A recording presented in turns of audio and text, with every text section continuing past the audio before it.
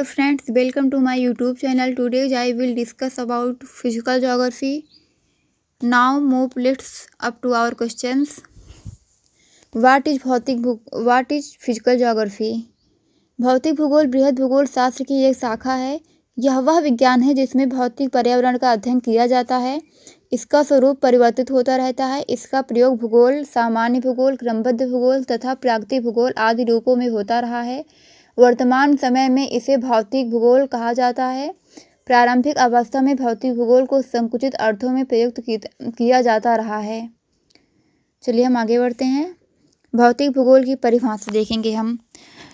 Definition of physical geography. Arthur Holmes के अनुसार भौतिक वातावरण का अध्ययन ही भौतिक भूगोल है, जिसके अंतर्गत महाद्वीपों तथा महासागरों की सागरीय तलहटियों के धरातलीय उच्चावच तथा वायु का अध्ययन सम्मिलित है।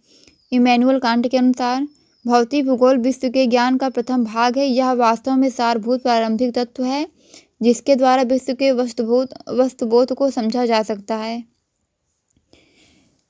ए.के. लोबेक के अनुसार जीवन तथा भौतिक वातावरण के संबंधों का अध्ययन भूगोल का विषय है तथा मात्र भौतिक वातावरण का अध्ययन भौतिक भूगोल है।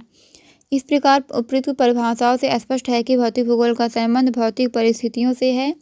भौतिक परिस्थितियां भौतिक वातावरण तैयार करती हैं, अतः भौतिक भूगोल में उस भौतिक वातावरण का ही अध्ययन किया जाता है। यह स्थल, जल एवं वायुमंडल के संबंधों एवं उन संबंधों के प्राकृतिक परिणामों का अध्ययन करता है।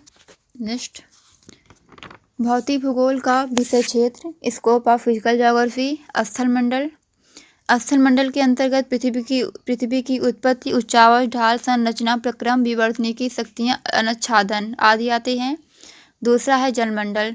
सागरीय उच्चावच, निक्षेप, लवणता, धाराएं, तापमान, ज्वार भाटा, प्रवाल भित्ति, सागरीय संसाधन आदि इसमें आते हैं।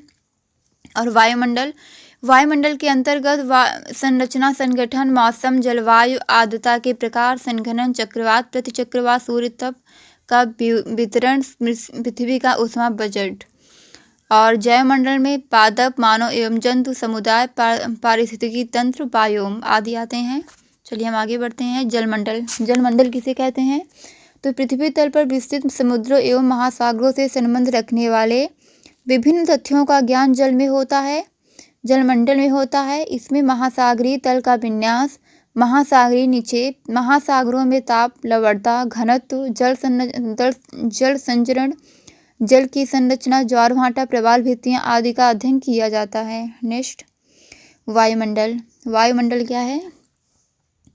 वायु से संबंधित विभिन्न तथ्यों जैसे वायुमंडल की संरचना, ऊंचाई, तापमान, वायुदाब, पवनों की उत्पत्ति व प्रकार, आर्द्रता के रूप में वायुराशियां एवं विक्षोभ, विश्व जलवायु आदि का अध्ययन वायुमंडल में सम्मिलित है।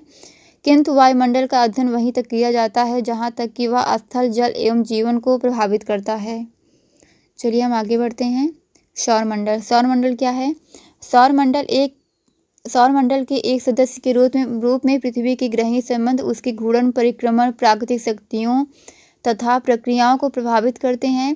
पृथ्वी के कृत्रिम या मानव निर्मित उपग्रहों का संचालन भी ग्रहीय संबंधों से प्रभावित होता है, अतः इनका अध्ययन आवश्यक है। इसके अंतर्गत सौर जगत एवं पृथ्वी की उत्पत्ति, आयु, अन्य ग्रहों से पृथ्वी के संबंध, गुरुत्व का प्रभाव, पृथ्वी की गतियाँ आदि का अध्ययन किया जाता है। नेक्स्ट, जीवमंडल क्या है?